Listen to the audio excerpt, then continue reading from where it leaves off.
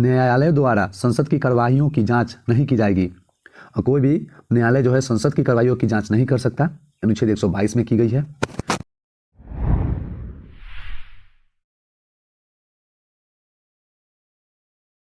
हम बहुत ही महत्वपूर्ण अनुच्छेद के बारे में चर्चा करने वाले हैं जो काफ़ी इम्पोर्टेंट है एग्जाम की दृष्टि से।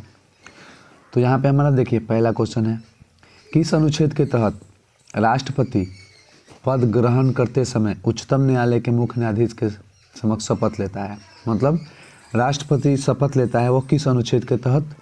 तो यहाँ पे आर्टिकल 60 अनुच्छेद 60 के तहत शपथ लेता है राष्ट्रपति।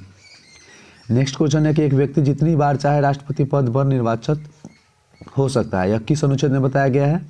अनुच्छेद 57 में बताया गया है कि राष्ट्रपति कितनी बार भी कोई व्यक्ति बन सकता है। अगला क्वेश्चन है, राष्ट्रपति पर महाभियोग किस अनुच्छेद के तहत लगाया जाता है? सिंपल क्वेश्चन है, अनुच्छेद 61 के तहत राष्ट्रपति पर महाभियोग लगाया जाता है।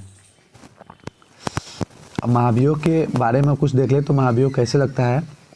तो महाभियोग जो है का आरोप संसद का कोई भी सदन लगा सकता है, कोई भी सदन। इसके लिए संकल्प प्रस्तुत करना होगा जिस पर सदन के कुल सदस्य संख्या के कम से कम 1/4 सदस्य है, मतलब लोकसभा हो चाहे राज्यसभा हो, किसी भी सदन में इसका संकल्प प्रस्तुत किया जा सकता है। लेकिन सदन के कुल जितने सदस्य हैं उनके कम से कम 1/4 सदस्यों का हस्ताक्षर उस संकल्प में होना चाहिए और राष्ट्रपति को इसकी सूचना 14 दिन के पहले नोटिस देना चाहिए। ये बात हो गया। अगला क्या है कि महाभियोग का प्रस्ताव अगर 2/3 बहुमत से पारित हो जाने के बाद वह दूसरा सदन, यानी कि अगर लोकसभा में प्रस्तुत किया गया हो और 2/3 बहुमत से पारित हो गया वहाँ पे, तो उसको राज्यसभा में भेजा जाएगा। या अगर राज्यसभा में उसको अगर संकल्प प्रस्ताव पारित किया गया 2/3 बहुमत से, तो वो लोकसभा में भेजा जाता है। क्लियर?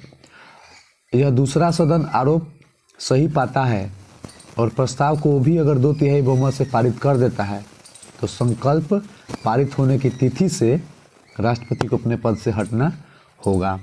यही महाभियोग कहलाता है। क्लियर? नेक्स्ट क्वेश्चन देखते हैं, राष्ट्रपति पद हेतु अर्हताएं किस अनुच्छेद में है? मतलब कोई भी व्यक्ति राष्ट्रपति बनता है उसके लिए कुछ मापदंड होते हैं, जैसे कि उसकी 35 वर्ष की आयु पूरी होनी चाहिए, भारत का नागरिक होना चाहिए, लोकसभा या राज्यसभा का सदस्य निर्वाचित होने जाने के योग्य होना चाहिए। ये सब बातें इसमें बताई गई है। तो ये किस अनुच्छेद में बताया गया? 58 में, अनुच्छेद 58 में राष्ट्रपति की अर्हताएं हैं। साथ ही अगला है कि राष्ट्रपति के पद के लिए शर्तें, कुछ शर्तें भी हैं, ये 59 में हो। ठीक है। नेक्स्ट क्वेश्चन है, राष्ट्रपति के निर्वाचन से उत्पन्न विवाद किस अनुच्छेद के तहत उच्चतम न्यायालय द्वारा जांच की जाती है? तो कुछ विवाद भी होते हैं राष्ट्रपति के निर्वाचन में जो अनुच्छेद 71 के द्वारा न्यायालय द्वारा जांच की जाती है। अगला क्वेश्चन है कि भारत सरकार के सभी शासन संबंधी कार्य राष्ट्रपति के नाम से किए जाते हैं। ये अनुच्छेद 77 में कहा गया है, याद रखिए 77 में। अगला क्वेश्चन है हमारा कि राष्ट्रपति प्रत्येक ने चुनाव के बाद, राष्ट्रपति यहाँ पे होगा कि प्रत्येक चुनाव के बाद तथा प्रत्येक संसद के प्रथम अधिवेशन को संबोधित करता है। यह किस तो यहाँ पे बजट 112 में बजट के बारे में बताया गया है। साथ ही राष्ट्रपति की सिफारिश के बिना अनुदान की मांग सदन में नहीं रखी जा सकती, ये अनुच्छेद 115 में है। तो अनुदान की बात याद रखिएगा, अनुच्छेद 115 में है। राष्ट्रपति केंद्र एवं राज्य के बीच राजस्व के बंटवारे के लिए प्रत्येक 5वें वर्ष वित्त आयोग का गठन करता है। किस अनुच्छेद के तहत? अनुच्छेद 280 के तहत। क्लियर? अगला है कि राष्ट्रपति उच्चतम न्यायालय से सलाह ले सकता है, यानी कि सलाह या परामर्श ले सकता है। किस अनुच्छेद के तहत? अनुच्छेद 143 के तहत। अगला क्वेश्चन है, राष्ट्रपति भारत के रक्षा बलों का सर्वोच्च सेनापति होता है। ये किस अनुच्छेद के तहत है? अनुच्छेद 53 के तहत। अगला क्वेश्चन है, राष्ट्रपति का अध्यादेश जारी करने का अधिकार जो है अनुच्छेद 123 में है। तो ये बहुत इंपॉर्टेंट है दोनों से क्वेश्चन। अगला क्वेश्चन है हमारा, उपराष्ट्रपति का निर्वाचन संसद के दोनों सदनों के सदस्यों से मिलकर होता है। यह किस अनुच्छेद में बताया गया है? तो अनुच्छेद 66। और उस उपराष्ट्रपति की पदावधि ये अनुच्छेद 67 में बताया गया है। तो अगर उपराष्ट्रपति का अगर निर्वाचन के बारे में पूछे तो 66, वो उसका पदावधि 67 और उसकी पद छोड़ने की पद मुक्ति अनुच्छेद 68। क्लियर। अगला है उपराष्ट्रपति राष्ट्रपति के रूप में किस अनुच्छेद के तहत कार्य करता है? तो अनुच्छेद 65, यहाँ पे राष्ट्रपति के रूप में उपराष्ट्रपति कार्य करता है। अगला क्वेश्चन है किस अनुच्छेद में यह प्रावधान है कि प्रधानमंत्री का यह कर्तव्य है कि वह संघ के कार्यकलाप के प्रशासन संबंधी विधान राष्ट्रपति को सभी सूचित करे? अनुच्छेद 78 में है। और भारत का महान्यायवादी की बात अनुच्छेद 76 में है। किस अनुच्छेद के तहत महान्यायवादी को संसद के किसी भी सदन में या किसी समिति में भाग लेने का अधिकार है लेकिन मतदान करने का अधिकार प्राप्त नहीं है? इसका वर्णन जो है किस अनुच्छेद में किया गया है? तो अनुच्छेद याद रखिए 88, अनुच्छेद 88 में इसका वर्णन किया गया है। अगला क्वेश्चन है अपने पद के आधार पर महान्यायवादी को संसद के सदस्यों के विशेष अधिकार प्राप्त हैं 105 के 4 में। अगला हमारा क्वेश्चन है यहाँ पे राज्यसभा का सदस्य 6 वर्ष के लिए निर्वाचित होते हैं तथा 1/3 सदस्य प्रति 2 वर्ष पर अवकाश ग्रहण करते हैं। इसका वर्णन किस अनुच्छेद में है? अनुच्छेद 83 का 1 में। अनुच्छेद 83 का 1 यह कहता है कि जैसे राज्यसभा का सदस्य को कार्यकाल तो 6 वर्ष का होता ही है, परंतु उसके 1/3 जो सदस्य होते हैं वो प्रत्येक 2 साल के बाद अवकाश ग्रहण कर लेते हैं। तो इसका वर्णन अनुच्छेद 83 के 1 में है। क्लियर। अब नेक्स्ट क्वेश्चन हमारे यहाँ पे है कि राज्यसभा सदस्य के लिए अर्हताएं जो भी होती हैं वो किस अनुच्छेद में बताई गई हैं? तो अनुच्छेद 84 में। याद रखिए राज्यसभा सदस्य की अर्हता के बारे में बात की गई है जो अनुच्छेद 84 में है। क्लियर। अगला हमारे यहाँ पे क्वेश्चन है कि भारत का उपराष्ट्रपति राज्यसभा का सभापति होता है, इसकी वर्णन किस अनुच्छेद में है? अनुच्छेद 89 का 1 में। ये बहुत ही इंपॉर्टेंट, सारे जितने अनुच्छेद है इंपॉर्टेंट है, याद रखने चाहिए। राष्ट्रपति जो उपराष्ट्रपति होता है राज्यसभा का सभापति होता है, इसका बात अनुच्छेद 89 का 1 में कहा गया है। और उपसभापति का चयन राज्यसभा करती है, इसका बात 89 के 2 में किया गया है।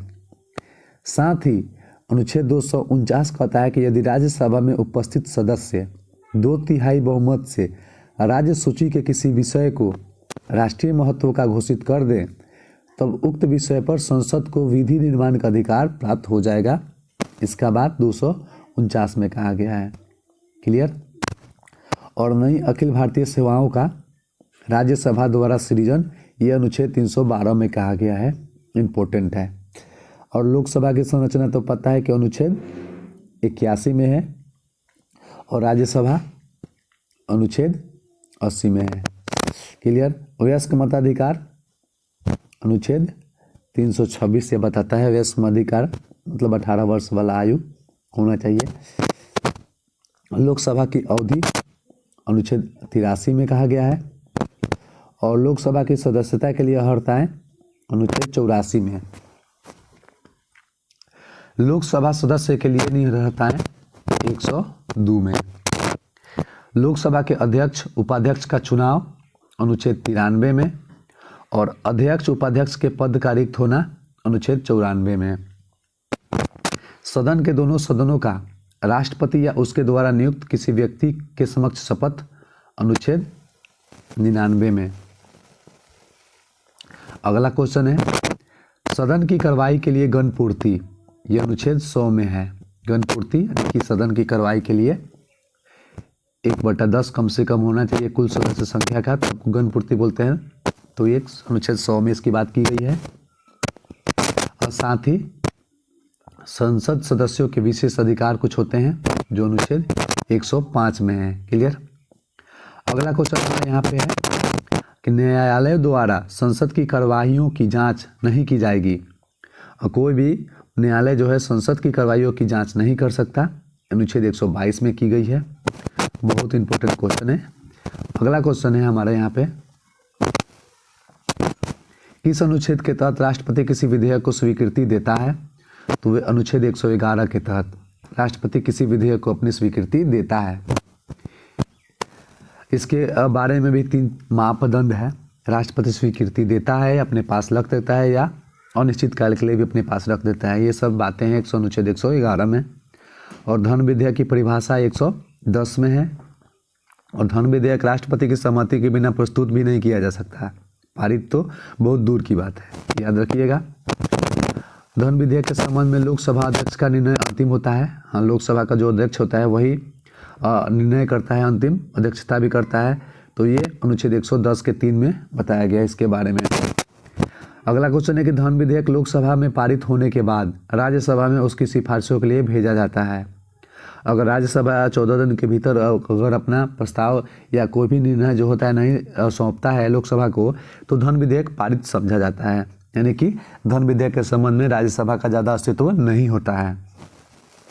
और इसके बारे में मतलब अनुच्छेद 109 के 2 में कहा गया है। क्लियर।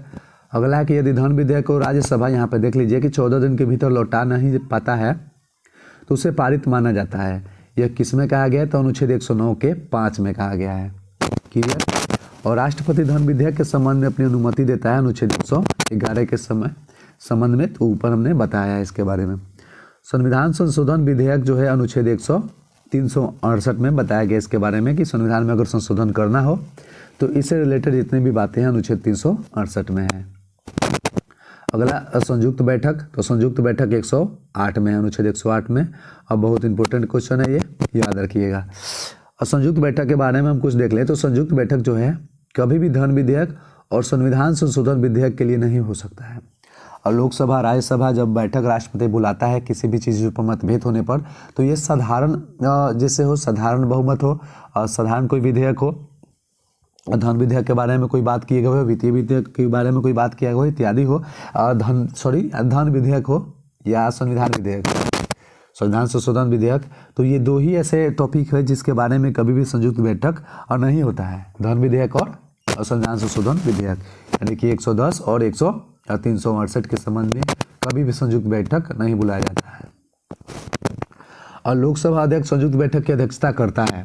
तो लोकसभा का जो अध्यक्ष होता है वही संयुक्त बैठक की अध्यक्षता करता है। किस अनुच्छेद में कहा गया? 118 का 4 में कहा गया है, 118 का 4 में। अगला क्वेश्चन बता रहा है कि अभी तक 3 बार दोनों सदनों की संयुक्त बैठक बुलाई गई है। कब कब? तो यहाँ पर देखिए 1 नंबर दहेज प्रतिबंध विधेयक जो था 1961 उस समय बुलाई गई थी। फिर बैंक सेवा आयोग विधेयक 1978 उस समय बुलाई गई थी। और फिर तीसरा आतंकवाद निवारक विधेयक 2002 उसमें बुलाई गई थी। तो ये 3 ही बार ये विधेयक बुलाई गई है 108 के तहत संयुक्त बैठक, दहेज प्रतिबंध विधेयक 1961, बैंक सेवा आयोग 1978 और आतंकवाद निवारक विधेयक 2002। अगला क्वेश्चन है कि वार्षिक वित्तीय विवरण जिसको बजट बोलते हैं, ये अनुच्छेद 112 के तहत इसका वर्णन किया गया है। और विनियोग विधेयक जो है ये अनुच्छेद 114 में है। और अनुपूरक अनुदान, ये सब बजट से रिलेटेड पॉइंट है। अनुपूरक अनुदान अनुच्छेद 115 में है और लेखा अनुदान 116 में है। क्लियर।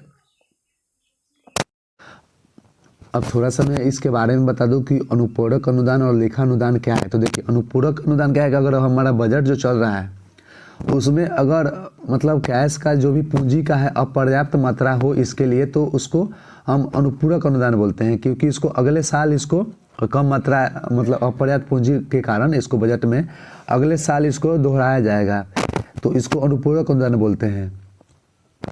और लेखा अनुदान जो होता है इसको एडवांस भी बोल सकते हैं, एडवांस में इसको पे करना होता है। नेक्स्ट है कि संसदीय समितियों का गठन जो है संसद द्वारा किस अनुच्छेद के अंतर्गत किया जाता है। तो संसदीय समितियों का गठन जो है अनुच्छेद 118 के 1 में, इसके बारे में बताया गया है कि अनुच्छेद 118 के 1 के तहत हम संसदीय समितियों का गठन कर सकते हैं। अब बात करें संसदीय समितियों की, तो आपने जाना होगा कि प्राक्कलन समिति जो होती है, उसके बाद लोक लेखा समिति जो होती है, ये इस टाइप की जितनी भी समितियां हैं ये सब संसदीय समितियां हैं जिनका भी कुछ इम्पोर्टेंट कार्य होता है, जैसे कि संसदीय कार्य ठीक से चल रहा है कि नहीं, और जितने भी हमारा वार्षिक वित्तीय विवरण हो रहा है, बजट से रिलेटेड और सामाजिकता से रिलेटेड, न्यायपालिका से रिलेटेड, संसद में जितने भी कार्य होते हैं ठीक ढंग से हो रहे हैं कि नहीं, इसकी जांच के लिए असंसदीय समितियों का भी गठन किया जा सकता है। महान न्यायवादी जो है, जो अपना बजट प्रस्तुत कर रहे हैं, जो भी अपना मतलब फाइनेंस से रिलेटेड अपना रिपोर्ट प्रकाशित कर रहे हैं, उसकी जांच करना, ये सारी समितियों का गठन भी किया गया है, जिसकी चर्चा अनुच्छेद 118 के 1 में किया गया है। तो आज कुछ इतने ही आर्टिकल के बारे में मैंने इस वीडियो में बताया है, और नेक्स्ट पार्ट इसका जल्द ही अपलोड होगा। तो मिलते हैं नेक्स्ट वीडियो में, और अगर चैनल पे आप नए हैं तो प्लीज़ सब्सक्राइब करें। मिलते हैं नेक्स्ट वीडियो में। Thank you so much.